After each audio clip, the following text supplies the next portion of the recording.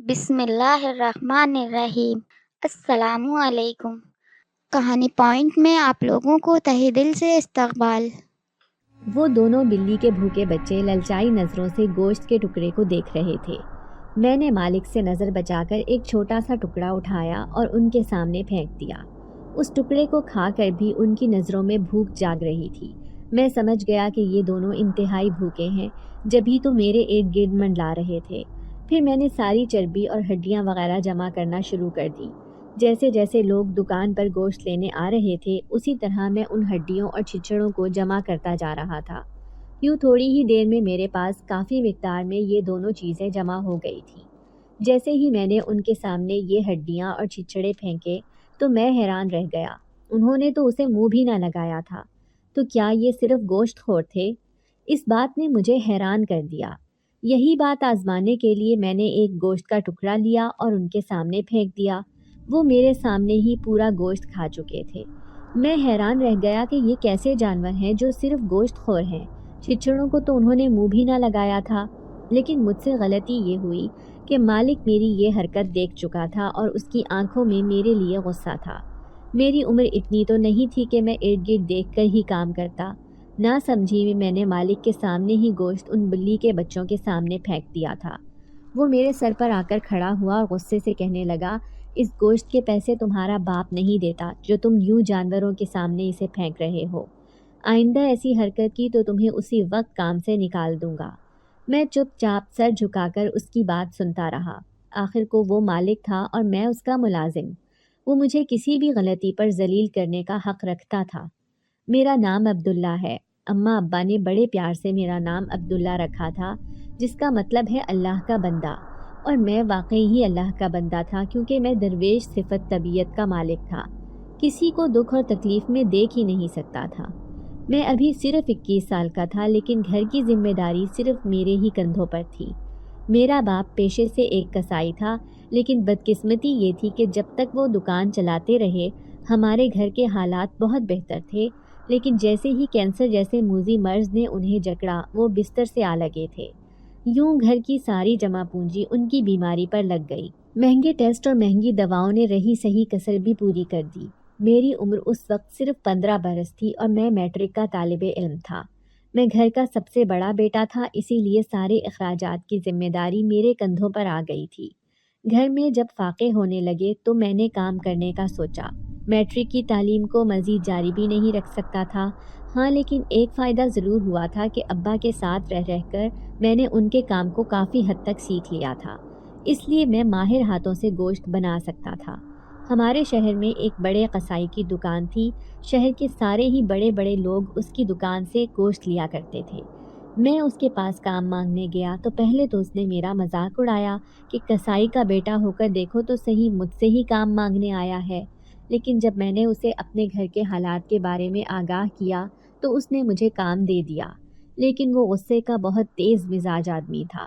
ذرا سی غلطی پر بری طرح ذلیل کر کے رکھ دیتا، اور پھر میری عمر بھی کم تھی۔ لیکن گزرتے سالوں میں میرا تجربہ بہت زیادہ ہو گیا تھا۔ اب اس کی دکان پر کام کرتے مجھے 5 سال ہو گئے تھے۔ اب میں 20 برس کا ایک خوبرو نوجوان بن چکا تھا، لیکن گھر کے حالات ابھی بھی نہیں بدلے تھے، کیونکہ وہ قصائی مجھے معمولی تنخواہ دیتا تھا۔ اپنی دکان بنانے کی حسرت ابھی بھی میرے دل میں ہی تھی۔ دل چاہتا کہ اس کی دکان کا کام چھوڑ کر کوئی اپنی ہی دکان بنا لوں جہاں پر عزت سے 4 پیسے کما سکوں۔ لیکن بھلا میری اتنی اوقات کہاں تھی کہ میں بڑے بڑے جانور خرید کر ان کو ذبح کر کے اپنی دکان چلا سکتا۔ میری تنخواہ میں تو بمشکل گھر کے اخراجات پورے ہوتے تھے، اور پھر ساری چھوٹی بہنیں اور چھوٹا بھائی وہ بھی اسکول میں تعلیم حاصل کر رہے تھے۔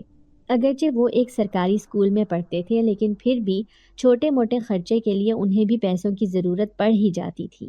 یوں تو قصائی کی دکان پر بلی اور کتوں کا رش لگا ہی رہتا ہے، لیکن اس دن وہ 2 معصوم بلی کے بچے دیکھ کر نہ جانے کیوں مجھے خود بخود ان کے اوپر پیار آیا تھا۔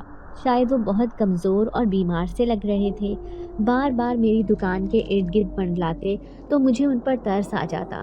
تبھی تو ایک گوشت کا ٹکڑا اٹھا کر میں نے ان کے سامنے پھینک دیا تھا، لیکن اس بات پر میں حیران رہ گیا تھا کہ انہوں نے چھچڑوں اور ہڈیوں کو منہ بھی نہ لگایا تھا۔ वो सिर्फ गोश्त खाने के आदी थे। मैं सोचने लगा कि कहीं उन्हें किसी ने घर में तो नहीं पाला है, जभी तो उनकी आदत ऐसी है। फिर तो हर रोज़ यही होने लगा। वो दोनों मेरी दुकान पर आते और एक जगह पर खड़े होकर मुझे इशारे से बताते कि हम भूखे हैं। मैं भी दिल के हाथों मजबूर होकर मालिक की नज़रों से छुपकर उनके सामने गोश्त का टुकड़ा फेंक दिया करता था। मैं जानता था कि वो छिछड़े या हड्डियों को मुंह भी ना लगाएंगे। फिर एक दिन हैरान रह गया। दुकान बंद करके घर गया तो वो दोनों मेरे पीछे पीछे ऐसे चलने लगे जैसे मैंने ही इन्हें पाला है। वैसे भी 2 महीने हो गए थे। वो रोज़ाना ही मेरी दुकान पर आ रहे थे। ऐसे में उन दोनों का मेरे पीछे आना ये बात साबित कर रहा था कि वो दोनों मेरे आदी हो गए थे। शायद मैं उन्हें खुराक मुहैया कर रहा था, इसीलिए वो मुझसे लगाव महसूस करते थे।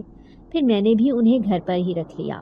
अम्मा अब्बा हैरान थे। अम्मा कहने लगी, तुम्हें पता है कि मैं बिल्लियों को नहीं पालती, मुझे अजीब सी घिन आती है इनके वजूद से। तो मैंने उन्हें कह दिया कि अम्मा आप परेशान मत हो, मैं उन्हें छत पर पाल लूँगा।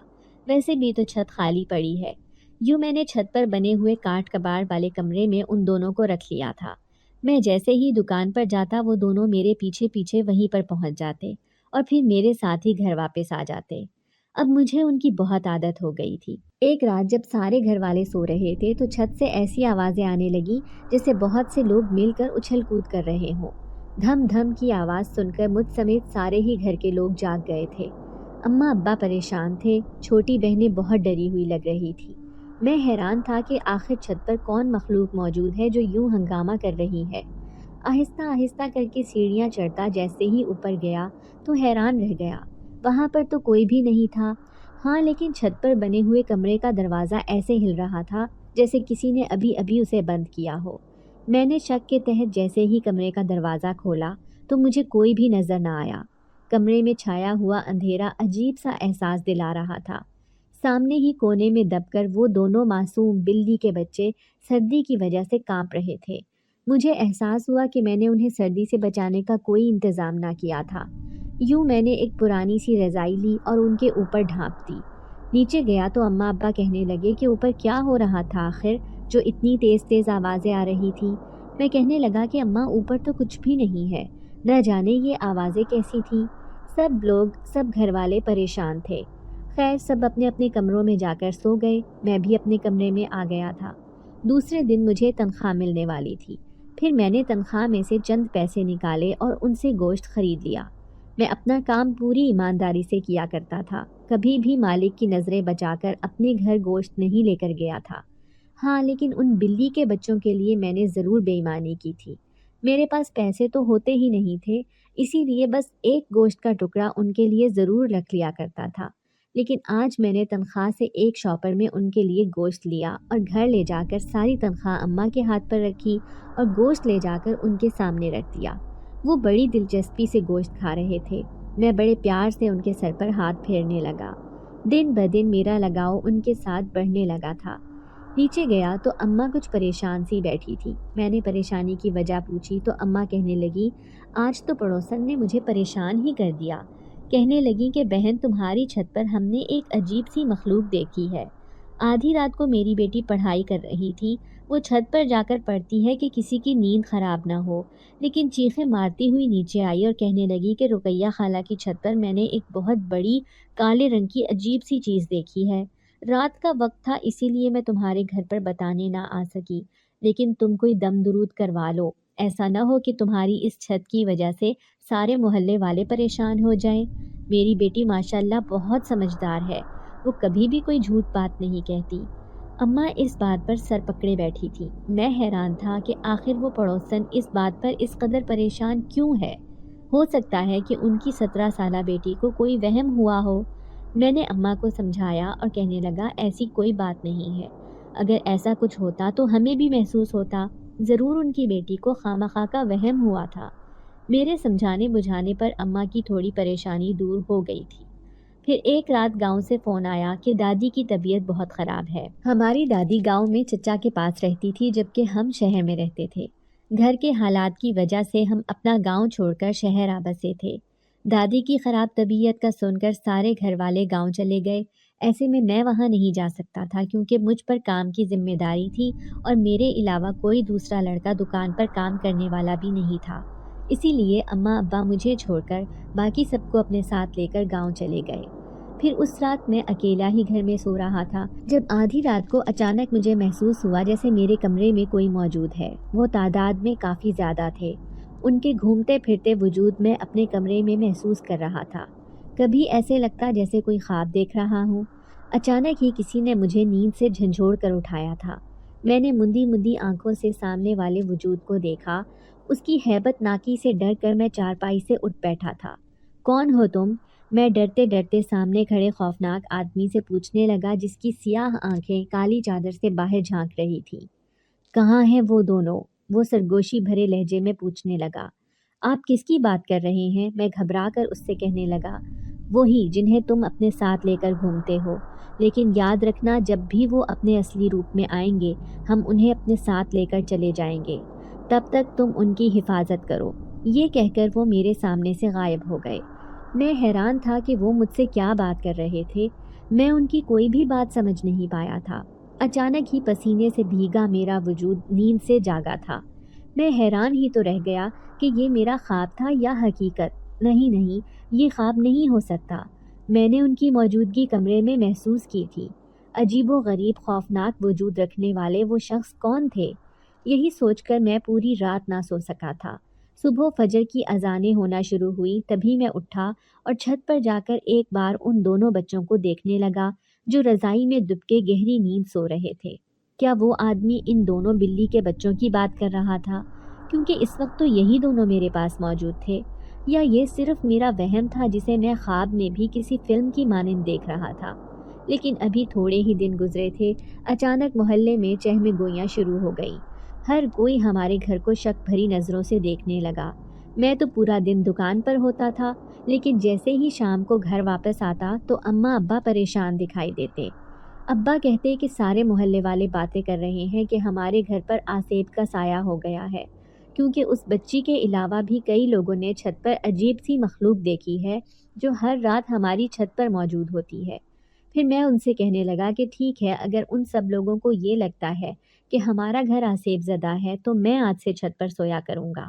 اگر میرے ساتھ کوئی ایسا واقعہ پیش آیا تو ہی ان کی بات سچ ثابت ہوگی۔ یوں اب میں چھت پر بنے ہوئے اس کاٹ کباڑ بھرے کمرے میں سونے لگا۔ ویسے بھی سردیوں کے دن تھے، ایسے میں چھت کے صحن میں سونا ممکن نہیں تھا۔ پھر اس رات میں چھت پر سویا ہوا تھا جب مجھے عجیب سا احساس ہوا۔ میں نیم غنودگی کی کیفیت میں دیکھ سکتا تھا کہ اس کمرے کا دروازہ کھول کر 4 نقاب پوش لوگ اندر آئے تھے۔ وہ میرے چاروں طرف کسی پہرے دار کی طرح کھڑے تھے۔ میں حیران رہ گیا جب ایک لمبا چوڑا نقاب پوش آدمی پورے کمرے کی تلاشی لے کر جیسے کوئی چیز تلاش کر رہا ہو۔ بالآخر وہ ایک جگہ پر رک گیا۔ اس نے کپڑا ہٹا کر ان دونوں کو دیکھا جو بڑے آرام سے وہاں پر سو رہے تھے۔ پھر سامنے کھڑے نقاب پوش لوگوں کی طرف اشارے سے بتایا کہ وہ ٹھیک ہیں اور پھر وہ وہاں سے غائب ہو گئے۔ مجھے ایسے لگا جیسے میں خواب دیکھ رہا ہوں۔ جبھی تو میں حیران پریشان سا اٹھ بیٹھا۔ کمرے میں ہولناک سناٹا چھایا ہوا تھا۔ پھر میرے اوپر آسمان گر پڑا، کیونکہ جو خواب میں نے چادر دیکھی تھی وہ چادر اس وقت اس کمرے میں ہی موجود تھی۔ اس چادر کے نیچے ہی تو وہ دونوں سو رہے تھے۔ میرا دل زور زور سے دھک دھک کرنے لگا۔ آخر ایسا کیا راز تھا اس چادر کے نیچے؟ اس چادر کے نیچے تو سوائے ان بلی کے بچوں کے اور کوئی دوسرا موجود ہی نہیں تھا۔ لیکن میرے خوابوں کا تسلسل یہ بتاتا تھا کہ ضرور کوئی ایسی ویسی بات ہے۔ 4 نقاب پوش لوگوں کو جنہیں میں اپنے خواب میں تصور کر رہا تھا، ایسا لگتا تھا کہ وہ حقیقت میں اس کمرے میں آئے تھے۔ اس پوری رات میں سو نہیں سکا تھا۔ صبح اٹھا تو میری آنکھیں لال انگارہ ہو رہی تھی۔ اماں نے مجھے دیکھا تو پریشان ہو گئی، کہنے لگی اب تو مجھے پورا یقین ہو گیا ہے کہ ضرور ہمارے گھر میں کچھ ایسی ویسی بات ہو گئی ہے۔ جب سے یہ بلی کے بچے آئے ہیں ہمارے گھر میں سکون نہیں ہے۔ تم انہیں جہاں سے لائے تھے وہیں پر چھوڑ کر آ جاؤ۔ وہ شدید ناراض دکھائی دے رہی تھی۔ میں بالکل خاموش تھا، سمجھ نہیں آ رہی تھی کہ اس بات میں حقیقت ہے یا نہیں۔ ہاں، لیکن اس بے زبان مخلوق سے مجھے بے انتہا محبت ہو گئی تھی۔ میں انہیں کسی حال میں چھوڑنے کو تیار نہیں تھا۔ میرے سر میں شدید درد رہنے لگا تھا۔ نہیں جانتا تھا کہ یہ درد اتنا بڑھ جائے گا کہ بخار کی صورت اختیار کر لے گا۔ یوں میں 4 دن تک کام کرنے نہ جا سکا۔ 5ویں دن جب کام پر گیا تو حیران رہ گیا جب مالک نے کسی دوسرے شخص کو میری جگہ پر رکھ لیا تھا۔ وہ عمر میں اور تجربے میں مجھ سے کہیں زیادہ تھا، لیکن میں بھی تو اس کا پرانا ملازم تھا۔ وہ میرے ساتھ ایسے کیسے کر سکتا تھا؟ مالک نے جان چھڑانے والے انداز میں مجھے کہا کہ اپنا حساب لو اور یہاں سے چلے جاؤ۔ میں مزید اب تمہیں کام پر نہیں رکھ سکتا، کیونکہ تمہاری غیر ذمہ داری کی وجہ سے میری دکان بند ہو جاتی۔ شاید وہ کوئی ان کا رشتہ دار تھا یا پھر جاننے والا، اسی لیے تو وہ اتنا سنگ دل ہو گیا تھا۔ میں نے اپنا معاملہ اللہ پر چھوڑ دیا تھا اور خاموشی سے حساب کے چند پیسے لیے اور واپس گھر آ گیا۔ گھر آیا تو میری آنکھوں میں آنسو تھے۔ اماں ابا دونوں دیکھ کر پریشان ہو گئے۔ میں نے کہا کہ اماں نوکری چلی گئی ہے۔ اماں کہنے لگیں کوئی بات نہیں بیٹا، اللہ ہی وسیلہ بنائے گا۔ ابا کہنے لگے میں تو شروع سے ہی کہتا تھا کہ اللہ کا نام لو اور اپنا کاروبار ہی شروع کر دو، اس کام میں بہت برکت ہے، دیکھنا تمہارے وارے نیارے ہو جائیں گے۔ لیکن میں نے کہا ابا اس کام کے لیے سرمایہ بھی تو ہونا چاہیے نا۔ پھر اماں کمرے سے باہر آئیں اور انہوں نے میرے ہاتھ میں سونے کے 2 جھمکے تھمائے تھے۔ کہنے لگی بیٹا میرے پاس فی الحال یہی پڑے ہیں، تم انہیں بیچ کر اپنی دکان کا آغاز کرو۔ میں نے چپ چاپ وہ تھام لیے تھے، جانتا تھا کہ وہ اماں کے لیے کس قدر قیمتی تھے، میں انہیں ہرگز نہیں بیچنا چاہتا تھا۔ اچانک ہی میاؤں میاؤں کرتے وہ دونوں بلی کے بچے آ کر میرے قدموں سے لپٹے تھے۔ ایسے لگتا تھا جیسے مجھ سے خوراک کے لیے دہائیاں دے رہے ہوں، لیکن آج تو میں بالکل ہی خالی ہاتھ ہو گیا تھا۔ اماں کے جھمکے بیچ کر میں نے کرائے کی ایک چھوٹی سی دکان لے لی تھی۔ جانور ڈھونڈنے کے لیے مارکیٹ گیا تو کوئی بھی اتنے پیسوں میں مجھے جانور نہ مل سکا تھا۔ میں مایوس واپس لوٹ آیا تھا۔ وہ دن تو جیسے تیسے گزر گیا تھا۔ رات کو پریشان صورت لیے میں بستر پر لیٹ گیا۔ اماں بتا رہی تھی کہ محلے پڑوس کے لوگ باتیں کر رہے تھے کہ دیکھو تو صحیح، ان کے گھر پر کسی برے آسیب کا سایہ ہو گیا ہے، تبھی تو یوں پریشانیوں نے انہیں جکڑ لیا ہے۔ پہلے تو صرف بیماری تھی، اب بے روزگاری بھی ہو گئی۔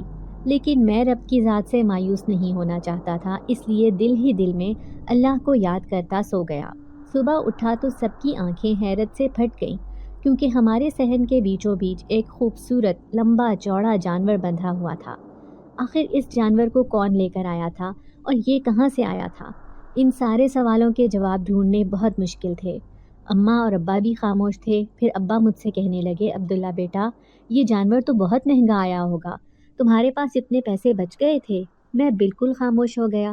کیا کہتا کہ ابا یہ جانور میں نے نہیں خریدا، نہ جانے کون اسے اس صحن میں باندھ گیا ہے کہ راتوں رات خبر بھی نہ ہوئی۔ لیکن اگر میں یہ بات کر دیتا تو ان دونوں کی پریشانی اور بڑھ جاتی، اسی لیے اپنے منہ پر چپ کا تالا لگا کر بیٹھا رہا۔ ابا بیمار رہنے لگے تھے، کینسر کے مریض تھے، اس لیے ان کا جسم کمزور سے کمزور تر ہوتا جا رہا تھا۔ میں اپنی دکان کی ابتدا انہی کے ہاتھ سے کرنا چاہتا تھا، اس لیے میں نے ہی ابا سے کہا کہ وہ اس جانور کو ذبح کر دیں تاکہ میں اپنے کام کا آغاز کروں۔ یوں اللہ کا نام لے کر میں نے اپنا کام شروع کر دیا۔ میں نہیں جانتا تھا کہ پہلے ہی دن اس قدر مالا مال ہو جاؤں گا۔ اس جانور نے مجھے بے حد منافع دیا تھا۔ میں خوش خوش گھر کو لوٹا تھا۔ ہاں لیکن اپنے وہ عزیز دوست جنہیں لوگ جانور کہتے تھے لیکن وہ مجھے بالکل اپنے سے لگتے تھے، ان کے لیے گوشت لانا میں نہیں بھولا تھا۔ خوشی خوشی سارے پیسے اماں کے ہاتھ پر رکھے تو ان کی آنکھوں میں آنسو آ گئے۔ اماں کہنے لگی میں سوچ بھی نہیں سکتی تھی کہ میرا بیٹا پہلی ہی دن اپنی دکان سے اس قدر کمائی کرے گا۔ میں بالکل خاموش تھا۔ ایسے لگتا جیسے کوئی میری مدد کر رہا ہے، لیکن آخر میں نے زندگی میں ایسا کیا کام کیا تھا کہ کوئی میری چپکے مدد کر دیتا، اور وہ بھی اتنی زیادہ۔ اب گھر میں روپے پیسے کی ریل پیل ہونے لگی تو ابا کا اچھے ہسپتال سے بھی علاج شروع ہو گیا تھا۔ میں نہیں چاہتا تھا کہ ابا اس مرض میں مبتلا ہو کر یہ دنیا چھوڑ دیں۔ میں ان کا بہتر سے بہتر علاج کروانا چاہتا تھا۔ ساتھ ہی ساتھ سارے چھوٹے بہن بھائی جو سرکاری اسکول میں پڑھ رہے تھے، میں چاہتا تھا کہ وہ کسی صورت بھی اپنی پڑھائی نہ چھوڑیں، بلکہ اپنی اعلیٰ تعلیم مکمل کر کے کسی اچھی نوکری پر لگ جائیں تاکہ ان کی زندگیاں مجھ سے بہتر ہوں۔ اب گھر کا ایک ایک فرد بلی کے بچوں سے مانوس ہو گیا تھا۔ میں جیسے ہی کھانے کے لیے بیٹھتا تو وہ میری چارپائی کے ارد گرد آ کر کھڑے ہو جاتے۔ اماں کہتی دیکھو تو صحیح، یہ تو ہمارے گھر کا فرد ہی بنتے جا رہے ہیں۔ میں انہیں کہتا کہ اب میں کبھی بھی انہیں اپنے آپ سے جدا نہیں کروں گا۔ لیکن ایک دن جب میں کام سے گھر لوٹا تو وہ دونوں غائب تھے۔ میں نے پورا گھر چھان مارا لیکن ان کا کوئی سراغ نہ ملا۔ وہ راتوں رات بھلا کہاں جا سکتے تھے؟ میرے ساتھ میرے چھوٹے بہن بھائی بھی انہیں ڈھونڈنے میں لگے تھے، لیکن وہ پورے علاقے میں کہیں پر بھی نظر نہ آئے۔ میں رات کو بستر پر لیٹا تو میری آنکھوں میں آنسو تھے۔ اتنے دن سے وہ میرے ساتھ رہ رہے تھے، ان کا یوں جدا ہونا مجھے گوارا نہیں تھا۔ کئی دن تک ان کی یاد مجھے تڑپاتی رہی، پھر میں اپنے کام میں مصروف ہو گیا۔ لیکن ایک دن ابا کی طبیعت خراب ہوئی تو وہ ہسپتال جا پہنچے۔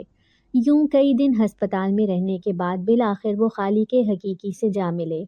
ابا کی جدائی مجھے گوارا نہیں تھی، میں ان کی یاد میں تڑپ تڑپ کر روتا۔ اس رات بھی میں روتے روتے بستر پر سو گیا تھا جب میں نے اپنے پاس بیٹھا ایک نسوانی وجود دیکھا۔ اس کے لمبے لمبے سیاہ بال بہت خوبصورت تھے۔ خوبصورت آنکھوں والی وہ عورت میری چارپائی پر موجود تھی۔ میں ایک جھٹکے سے اٹھ بیٹھا تھا۔ کون ہو تم؟ میں بری طرح گھبرا گیا۔ جب وہ بولی تو اس کی آواز بہت خوبصورت تھی۔ بڑے نرم انداز میں کہنے لگی، وہی جس کے بچوں کا خیال تم نے اتنے دن رکھا۔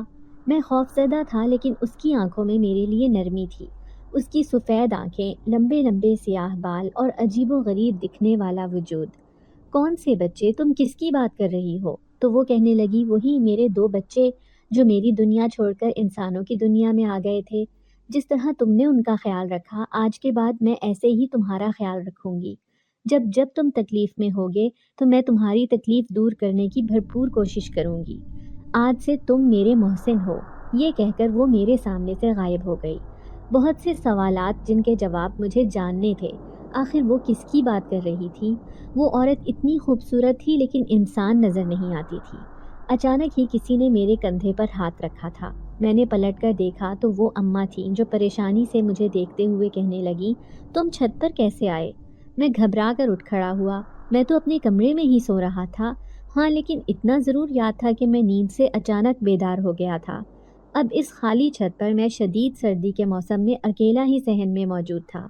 میں خود ہی چل کر یہاں آیا تھا یا کوئی عجیب سی کیفیت مجھے یہاں کھینچ لائی تھی؟ میں کچھ سمجھ ہی نہ سکا۔ الجھن بھرے انداز میں چلتا ہوا نیچے اپنے کمرے میں آ کر لیٹ گیا۔ کافی دیر تک تو نیند نہیں آئی تھی۔ بڑی مشکل سے میری آنکھوں نے نیند کا سہارا لیا اور پھر میں نیند کی گہری آغوش میں سو گیا۔ میں اس بات پر رنجیدہ رہتا کہ اتنا مہنگا علاج کروانے کے باوجود بھی ابا زیادہ دن زندہ نہیں رہ سکے تھے۔ مرنا تو سب نے ہی ہے لیکن میں ان کے ساتھ کچھ اور بہت وقت گزارنا چاہتا تھا۔ 2-3 سال یوں ہی گزر گئے، پتہ ہی نہ چلا۔ اب بہنیں بھی جوانی کی دہلیز پر قدم رکھ رہی تھیں اور اماں ان کے رشتے تلاش کر رہی تھیں۔ میری دکان بھی شہر کی اچھی دکانوں میں شامل ہو گئی تھی۔ اب وہ قصائی جس نے مجھے اپنی دکان پر ملازم رکھا ہوا تھا، وہ مجھ سے شدید حسد کرنے لگا تھا کیونکہ شہر کے اکثر لوگ میری دکان پر گوشت لینے آتے تھے۔ میں اپنے ساتھ ایک ملازم بھی رکھ چکا تھا۔ ایک دن اچانک شہر کا ایک بدماش بھیج کر اس نے میرے ساتھ سازش رچی۔ وہ دکان پر آ کر بدماشی کرنے لگا۔ لوگ لائن میں کھڑے ہوئے تھے لیکن وہ کہنے لگا کہ سب سے پہلے مجھے گوشت دو۔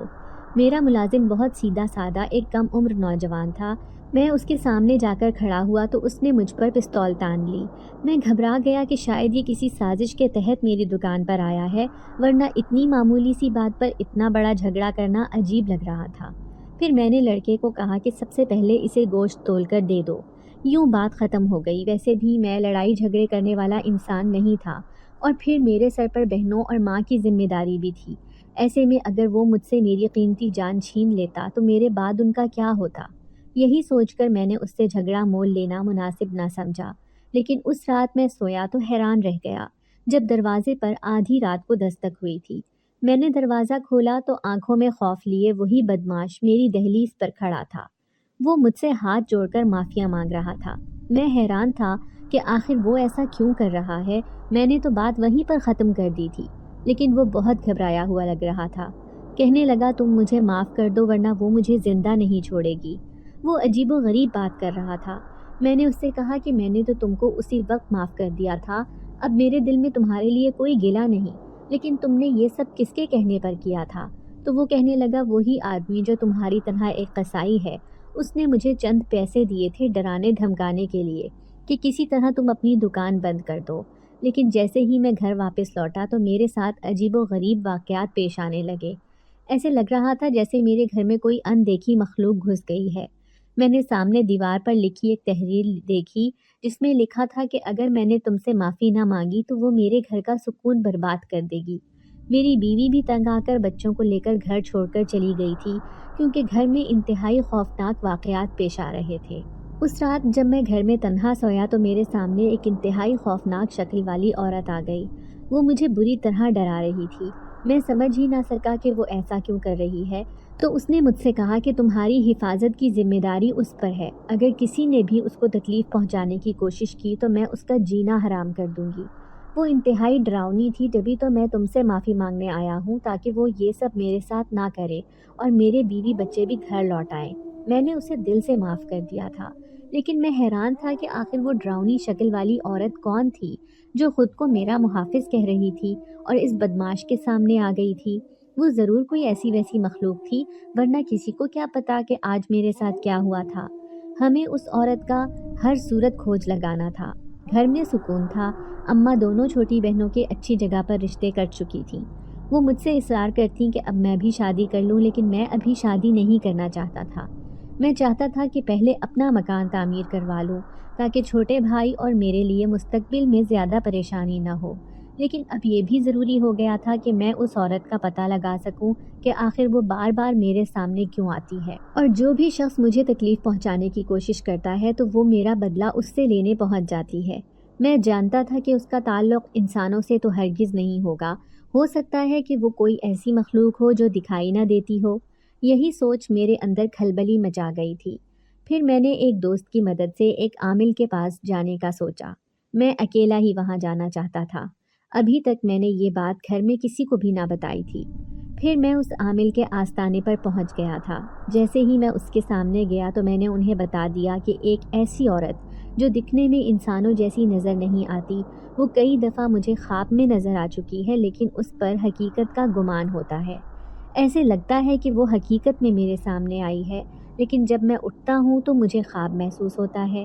جو بھی مجھے تکلیف پہنچانے کی کوشش کرتا ہے تو وہ اس کے سامنے بھی خود کو ظاہر کر لیتی ہے۔ عامل مسکرا دیا، پھر کہنے لگا، ضرور تم نے جنات کے لیے کوئی نیک کام کیا ہوگا، جبھی تو وہ یوں تمہاری حفاظت کر رہے ہیں۔ اپنی پچھلی زندگی کے بارے میں سوچو، ضرور تم نے کوئی ایسا کام کیا ہوگا جو انسانوں کے لیے بظاہر معمولی لیکن جنات کے لیے بہت بڑا ہوگا۔ میں حیران تھا، سوچ سوچ کر پریشان ہو گیا۔ پھر عامل سے کہنے لگا، مجھے یاد نہیں پڑتا کہ میں نے کبھی کسی کے لیے کچھ کیا ہو، ہاں لیکن 2 معصوم جانور جو انتہائی بھوکے اور کمزور تھے، ان کی مدد ضرور میں نے کی تھی اور کئی سال تک انہیں اپنے گھر میں رکھا۔ وہ عامل مسکرایا، پھر کہنے لگا، ہو سکتا ہے کہ وہ جانور کی روح میں کوئی جنات ہوں۔ ان کی اس بات پر میں اچھل گیا تھا، بری طرح خوفزدہ نظروں سے اسے دیکھنے لگا تو وہ سر ہلاتے ہوئے کہنے لگا، میں بالکل ٹھیک کہہ رہا ہوں، ایسا ہوتا ہے، اکثر جنات جو نیک ہوتے ہیں وہ کسی بھی روح میں انسانوں کی دنیا میں آ سکتے ہیں، یا پھر کوئی شیطانی طاقت ان پر حاوی ہو جاتی ہے تو وہ اس طاقت کے تحت کسی جانور یا انسان کا روپ اختیار کر لیتے ہیں۔ تم نے جو بلی کے بچے اپنے گھر میں پالے تھے، ان کی وجہ سے کیا تمہارے گھر میں کچھ عجیب و غریب ہوا تھا؟ تو میں اسے کہنے لگا کہ ہاں عامل صاحب، لوگ باتیں کرتے تھے کہ ہمارے گھر پر آسیب کا سایہ ہو گیا ہے۔ کئی لوگوں نے گھر کی چھت پر جہاں وہ بلی کے بچے رہتے تھے وہاں پر عجیب و غریب جنات نما مخلوق دیکھی تھی، لیکن ہم نہیں جانتے تھے کہ وہ بلی کے بچے کوئی جنات ہیں یا اصل میں ہی وہ کوئی جانور ہیں۔ عامل کہنے لگا، مجھے تو اس بات پر یقین ہے کہ وہ ضرور کوئی بھوت پریت ہی ہوں گے یا پھر جنات کے روپ میں وہ کسی طرح دنیا میں آ گئے ہوں گے۔ تم نے ان کی مدد کر کے جنات کے دل میں اپنی جگہ بنا لی ہے، اسی لیے تو آج تم مالا مال ہو۔ عامل کی ساری باتیں بالکل ٹھیک تھیں۔ میں سوچ بھی نہیں سکتا تھا کہ ان کمزور اور بھوکے بچوں کی مدد کرنے کی وجہ سے میری قسمت یوں بدل جائے گی۔ اور پھر اچانک میرے ذہن میں جھماکا ہوا جب میں نے یہ سوچا کہ اس دن جب میں کوئی جانور خرید نہیں پایا تھا تو نہ جانے کس نے گھر کے صحن میں اس لمبی چوڑی جسامت والے جانور کو ہمارے گھر پہنچا دیا تھا۔ میں وہاں سے اٹھ کر آ گیا تھا، لیکن میرے کئی سوالوں کے جواب مجھے مل گئے تھے۔ اب میں صرف اس عجیب سی دکھائی دینے والی عورت کا منتظر تھا۔ میں اس سے بہت کچھ جاننا چاہتا تھا کہ آخر اس کے ان معصوم بچوں کو کس نے ان جانوروں کی شکل میں ڈھال دیا تھا۔ یوں کئی دن گزر گئے، وہ میرے سامنے نہ آئی تھی، لیکن ایک دن مجھے ابا کی یاد نے ستایا تو میں اداس سا ہو گیا۔ سر شام ہی ابا کی قبر پر جا کر بیٹھ گیا، ان کی قبر پر پانی وغیرہ ڈالا اور پھولوں کی چادر ڈال دی۔ گلاب کی پھولوں کی مہک پورے قبرستان میں پھیلی ہوئی تھی۔ مجھے یہاں پر آ کر سکون محسوس ہو رہا تھا، اس لیے میں وہیں سامنے ایک درخت کے نیچے بیٹھ گیا۔ ابھی مجھے وہاں بیٹھے تھوڑی ہی دیر گزری تھی کہ اچانک مجھے اپنے سامنے سے کوئی گزرتا ہوا محسوس ہوا۔ میں نے آنکھیں کھول کر دیکھی تو وہاں کوئی بھی نہیں تھا۔ قبرستان کا گورکن بھی دور کرسی ڈالے قبروں کی رکھوالی کر رہا تھا۔ بہت رات ہو چلی تھی لیکن میرا یہاں سے جانے کو دل ہی نہ کر رہا تھا۔ اچانک ہی جس درخت کے نیچے میں بیٹھا تھا وہاں کی شاخیں زوردار انداز میں ہلی تھیں۔ میں گھبرا کر ادھر ادھر دیکھنے لگا۔ پھر میری آنکھوں نے جو خوفناک منظر دیکھا تھا اس نے مجھے دہلا کر رکھ دیا۔ درخت کی شاخوں سے لٹکتے ہوئے 2 پاؤں مجھے صاف دکھائی دے رہے تھے۔ وہ نسوانی تھے کیونکہ پیروں میں بندھی ہوئی وہ خوبصورت پائل ان پاؤں میں موجود تھی۔ اس سے پہلے کہ میں کھڑا ہو کر یہاں سے بھاگتا، اچانک ہی کسی نے مجھے وہاں پر منجمد کر دیا۔ میں بالکل ساکت بیٹھا رہ گیا تھا۔ خوف سے میرے رونگٹے کھڑے ہو گئے تھے۔ تبھی دھیرے سے درخت سے کوئی اترا تھا۔ میں نے دیکھا وہ وہی خوبصورت عورت تھی لیکن اس کی شخصیت ایسی تھی کہ وہ عورت دکھائی نہیں دیتی تھی۔ میں خوف سے تھر تھر کانپنے لگا۔ کیا وہ مجھے کوئی نقصان پہنچانے آئی ہے؟ لیکن اس کا چہرہ مہربان تھا۔ وہ کہنے لگی، نوجوان، تم اداس مت ہو۔ اگر تمہارے سر سے تمہارے باپ کا سایہ ہٹا ہے تو بدلے میں خدا نے تمہیں دیگر چیزوں سے بھی سکون دیا ہے۔ اب تمہاری زندگی میں سکون ہے۔ میں گھبرا کر اس سے کہنے لگا، تم کون ہو؟ میں تمہارے بارے میں جاننا چاہتا ہوں۔ کیا وہ بچے تمہارے ہی تھے جو میرے پاس رہتے تھے، جس کا ذکر تم اس دن میرے سامنے کر رہی تھی؟ پھر وہ مسکرا دی اور کہنے لگی، ہاں، تم بالکل ٹھیک سمجھے۔ عامل نے تمہیں کچھ بھی جھوٹ نہیں کہا۔ یہ کہانی آج سے بہت سال پرانی ہے۔ میں اپنے قبیلے کی سب سے خوبصورت جنزادی تھی۔ میرے شوہر نے مجھ سے پسند کی شادی کی تھی۔ پہلے میرا باپ ایک غریب جنزادہ تھا، لیکن جب میں نے قبیلے کے سردار سے شادی کی تو میری قسمت بدل گئی۔ یوں ساری جنزادیاں مجھ سے حسد کرنے لگی لیکن مجھے ان کی پرواہ نہیں تھی۔ پھر شادی کے فقط 3 مہینے بعد ہی میں ماں بن گئی تھی۔ جب میرے ہاں 2 جڑواں بچوں نے جنم لیا تو سردار نے اعلان کر دیا کہ ان میں سے ایک بچہ آنے والا سردار منتخب ہوگا۔ وہ دونوں ابھی چھوٹے اور کمزور تھے۔ انہیں جنات کی وہ طاقتیں حاصل نہ تھیں جو ہم جنزاد اور جنزادیوں کے پاس تھیں۔ یوں قبیلے میں سازش رچی جانے لگی، وہ بھی میرے خلاف۔ میں ایک غریب جنزادے کی بیٹی تھی، اسی لیے وہ سب یہ کچھ برداشت نہیں کر پا رہے تھے۔ لیکن اچانک ہی ایک دوسرے قبیلے کے ساتھ ہمارے قبیلے کے جنزادوں کی جنگ شروع ہو گئی۔ اس میں میرا شوہر ہلاک ہو گیا۔ مجھ پر یہ خبر بجلی بن کر گری تھی۔ جنگ تو ختم ہو گئی لیکن ابھی تک سردار کا فیصلہ نہ ہوا تھا کہ آخر کس جنزادے کو سردار کا خطاب دیا جائے۔ ایسے میں چاہتی تھی کہ میرے دونوں بچوں میں سے کسی ایک بچے کو سردار بنا دیا جائے، لیکن قبیلے کا ماتحت وزیر جو ایک شیطانی جنزادہ تھا، وہ اپنی اولاد کو سردار بنانا چاہتا تھا۔ اس کا بھی ایک بیٹا تھا جو عمر میں میرے بچوں سے بہت بڑا اور طاقتور تھا۔ اس نے یہ شیطانی سازش رچی اور میرے بچوں پر شیطانی عملیات کرنا شروع کر دیے۔ میرے بچے دن بدن کمزور اور بے بس ہوتے جا رہے تھے۔ وہ خود سے اپنا کوئی کام بھی نہیں کر سکتے تھے۔ میں اپنے شوہر کے غم میں مبتلا تھی جو بھری جوانی اور خوبصورت زندگی میں مجھے تنہا چھوڑ کر چلا گیا تھا۔ یوں میں اپنے بچے کا خیال نہ رکھ سکی۔ ایک صبح اٹھی تو حیران رہ گئی جب میں نے انہیں غیر موجود پایا۔ میں پورے قبیلے میں انہیں ڈھونڈ ڈھونڈ کر تھک گئی تھی لیکن وہ مجھے کہیں بھی نظر نہ آئے۔ تب میں نے ایک بوڑھے عامل کی مدد لی جو ایک جنات ہی تھا۔ اس نے مجھے بتایا کہ کسی نے ان پر شیطانی عمل کر کے اسے انسانوں کی دنیا میں بھیج دیا ہے، لیکن وہ جنات کے روپ میں نہیں بلکہ جانور کے روپ میں ہیں۔ جنات سے جانور بن چکے ہیں وہ۔ شیطانی عمل بہت خطرناک ہے۔ میں بری طرح تڑپ کر رہ گئی تھی۔ میں کسی طرح بھی چاہتی تھی کہ میرے بچے میرے پاس واپس آ جائیں، لیکن میں انسانوں کی دنیا میں نہیں جا سکتی تھی کیونکہ مجھے شروع سے ہی اپنی دنیا میں رہنا پسند تھا۔ ایسے میں اتنی بڑی دنیا میں اپنے بچوں کو ڈھونڈنا بہت مشکل تھا۔ پھر وزیر نے شرط عائد کی کہ وہ میرے بچوں کو میرے پاس لوٹا دے گا، لیکن ایک شرط پر۔ بچوں کو پانے کے بعد وہ کبھی بھی انہیں سردار بننے نہیں دے گا اور نہ ہی تم اس قبیلے میں رہو گی۔ وہ میری اولاد تھی، انہیں پانے کے لیے میں کچھ بھی کر سکتی تھی۔ تبھی میں نے اس کی شرط مان لی۔ یوں کئی سال گزر گئے۔ اس نے مجھے انسانوں کی دنیا میں بھیج دیا کہ اس جگہ پر تمہارے بچے رہ رہے ہیں۔ میں انہیں روزانہ ملنے جاتی کیونکہ اس شیطانی عمل کا اثر کئی سالوں تک رہنا تھا۔ جب تک وہ اثر رہتا میں انہیں اپنے پاس نہیں لا سکتی تھی، لیکن میں نے دیکھا وہ ایک محفوظ جگہ پر رہ رہے تھے۔ تم بڑے پیار سے انہیں اپنے ساتھ رکھتے تھے، حتیٰ کہ کبھی کبھی تو وہ تمہارے پاس ہی سو جاتے تھے۔ انہیں صرف گوشت کھانا پسند تھا کیونکہ ہمارے سارے قبیلے کے جنات گوشت ہی کھانا پسند کرتے تھے۔ جب میں نے تمہیں ان کا یوں خیال رکھتے ہوئے دیکھا تو میرے دل میں تمہارے لیے بہت عزت اور قدر پیدا ہو گئی۔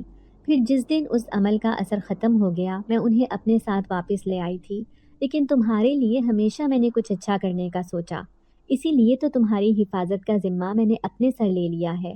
اب میرے بچے میرے پاس ہی رہتے ہیں، میں یہاں انسانوں کی دنیا میں رہتی ہوں۔ میرا دل چاہتا ہے کہ میں اپنے قبیلے میں جا کر اپنے بچوں کو ان کا حق دلواؤں، لیکن میں جانتی ہوں کہ وہ شیطانی وزیر کبھی بھی ایسا نہیں ہونے دے گا۔ وہ خوبصورت جنزادی بہت اداس لگ رہی تھی۔ وہ نوجوان اور بہت طاقتور تھی لیکن اپنی اولاد کی وجہ سے بے بس تھی۔ میں اس کی مدد کرنا چاہتا تھا۔ اس کی عجیب و غریب کہانی سن کر تو میں حیران تھا۔ جس طرح سے انسان کے کچھ معاملات ہوتے ہیں اسی طرح ان جنات کے ساتھ بھی ایسے ہی معاملات ہو سکتے تھے۔ مجھے اس کی کہانی پر پورا یقین تھا۔ اس کی آنکھوں میں اپنے قبیلے میں جانے کی تڑپ تھی۔ میری نظر اس کے پیچھے پڑی تو حیران رہ گیا۔ وہ دونوں جنزادے جو ننھے ننھے سے بلی کے بچے دکھائی دیتے تھے آج جنات کے روپ میں میرے سامنے موجود تھے۔ وہ مجھے بڑے پیار بھرے انداز میں دیکھ رہے تھے۔ میں بھی انہیں دیکھ کر خوش ہو گیا تھا۔ دل میں سوچنے لگا کہ ان بچوں کو ان کا حق دلوا کر رہوں گا۔ اس کام کے لیے مجھے ایک بار پھر سے اس عامل کی مدد لینی تھی۔ میں نے اس جنزادی سے وعدہ کیا کہ میں اس کی مدد کر کے رہوں گا۔ وہ جنزادی حیران تھی، کہنے لگی تم نے پہلے بھی میری بہت مدد کی ہے، اگر میرے اوپر یہ احسان کر دیا تو میں ساری زندگی یاد رکھوں گی۔ میں نے اس سے وعدہ کیا کہ میں اس سے ملنے دوبارہ ضرور آؤں گا۔ پھر دوسرے ہی دن میں اس عامل کے پاس جا پہنچا تھا، اسے ساری کہانی سنائی اور کہنے لگا عامل صاحب آپ مجھ سے جتنے پیسے چاہیں لے سکتے ہیں، میں اس کام کے لیے سب کچھ کرنے کو تیار ہوں، بس کسی طرح آپ اس جنزادی کی مدد کر دیں۔ وہ عامل گہری سوچ میں ڈوب گیا تھا، پھر کہنے لگا یہ کام تھوڑا مشکل ہے لیکن میرے پاس کچھ ایسی طاقتیں ہیں جس سے میں تمہیں اس قبیلے میں پہنچا سکتا ہوں۔ تم نے سارے قبیلے کے جنزادے اور جنزادیوں کے سامنے یہ کہنا ہوگا کہ قبیلے کا سردار وہی بن سکتا ہے جو اس سردار کی اولاد ہو۔ اگر وہ جنزادے تمہاری بات مان گئے تو ہو سکتا ہے کہ اس جنزادی کو واپس اپنے قبیلے میں لے جائیں، کیونکہ وزیر نے مکاری کر کے اس جنزادی کو اس کے حق سے محروم کیا ہے۔ میں کچھ ڈرا ہوا اور گھبرایا ہوا بھی تھا لیکن جنزادی کے لیے کچھ بھی کرنے کو تیار تھا۔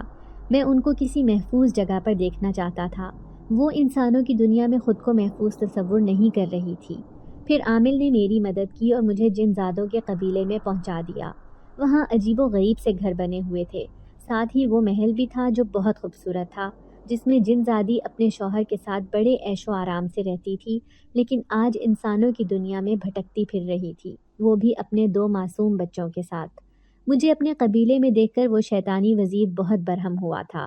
وہ مجھے جان سے مارنا چاہتا تھا، لیکن وہ بوڑھا عامل جس نے جنزادی کو بتایا تھا کہ اس کے بچوں پر شیطانی عمل کا اثر ہے، جب میں نے اس بوڑھے عامل کو ساری کہانی سنائی تو اس نے قبیلے کے سارے جنزادے اور جنزادیوں کو اکٹھا کر لیا۔ اب وہ سب جمع ہو چکے تھے۔ میں نے ان سے کہا کہ سردار کی روح اس بات پر ناراض ہوگی کہ تم لوگوں نے اس کے ساتھ وفاداری نہیں نبھائی ہے، اسی لیے ان بچوں کو ان کا حق دو اور جنزادی کو اپنی ملکہ بنا لو، اسی میں تمہاری بھلائی ہے۔ یہ شیطانی وزیر جس نے تمہارے سارے جنزادوں پر شیطانی عمل کر کے انہیں اپنا ماتحت بنا لیا ہے، وہ اس سازش سے شکست کھا جائے گا۔ سارے جنزادے اس بات پر راضی ہو گئے تھے۔ وہ سردار کی بیوی اور اس کے بچوں کو واپس قبیلے میں لے کر آنا چاہتے تھے۔ ان سب کی طاقت اتنی زیادہ تھی کہ وہ شیطانی وزیر ان کے سامنے بے بس ہو گیا تھا۔ جنزادوں نے انہیں دھمکی دی کہ اگر وہ اس قبیلے سے نہ گیا تو وہ بوڑھے عامل سے کہہ کر اسے انسانوں کی دنیا میں بھیج دیں گے، وہ بھی اسی شکل میں جس شکل میں اس نے سردار کے بچوں کو بھیج دیا تھا۔ وہ بری طرح گھبرا کر قبیلہ چھوڑ کر بھاگ گیا تھا۔ پھر میں واپس لوٹ آیا لیکن حیران رہ گیا جب اگلے ہی دن جنزادی کے ٹھکانے پر میں نے سارے جنات کو آتے ہوئے دیکھا۔ وہ بڑی شان سے جنزادی اور اس کے بچوں کو واپس قبیلے میں لے کر جا رہے تھے۔ جنزادی تشکر بھری نظروں سے مجھے دیکھے جا رہی تھی۔ اس کے معصوم بچوں نے مڑ کر مجھے دیکھا جیسے وہ میری آنکھوں ہی آنکھوں میں شکریہ ادا کر رہے ہوں۔ آج میں اپنے دل میں بے پناہ خوشی محسوس کر رہا تھا۔ آخر کو اس نے بھی تو میرے لیے بہت کچھ کیا تھا، میری زندگی بدل کر رکھ دی تھی۔ کہاں میں ایک معمولی غریب سا قصائی اور کہاں اب پورے شہر میں میری سب سے مشہور دکان تھی۔ کوئی بھی شخص مجھ پر انگلی نہیں اٹھا سکتا تھا۔ اگر کوئی مجھے اذیت یا تکلیف پہنچانے کی کوشش بھی کرتا تو جن زادی لمحے بھر میں اس سے میرا بدلہ لے لیا کرتی تھی۔ بہنیں اپنے گھر کی ہو چکی تھیں، بھائی بھی بہت اچھی نوکری پر لگ گیا تھا، لیکن میں نے آج تک یہ کام نہیں چھوڑا تھا۔ کہاں میں اس کام سے بیزاری محسوس کرتا تھا، لیکن اب مجھے اپنے پیشے سے محبت ہو چلی تھی۔ آج بھی میں اپنی دکان کے آس پاس کسی جانور کو منڈلاتے ہوئے دیکھتا ہوں تو اسے رزق ڈالنا نہیں بھولتا، کیونکہ اس رزق پر میں اکیلا بھیڑیا بننا پسند نہیں کرتا۔ اگر اللہ نے ہمیں کچھ زیادہ نواز دیا ہے تو ہمیں کوشش کرنی چاہیے کہ اپنے رزق سے دوسروں کی بھی مدد کر دیا کریں۔ نہ جانے کون سی نیکی ہمارے کس دن کام آ جائے۔ امید کرتے ہیں کہ آپ لوگوں کو آج کی ویڈیو پسند آئی ہوگی۔ ویڈیو کو لائک کریں اور روزانہ ایک ایسی ویڈیو سننے کے لیے ہمارے چینل کو سبسکرائب کریں۔ ملتے ہیں اگلی ویڈیو میں۔ اللہ حافظ۔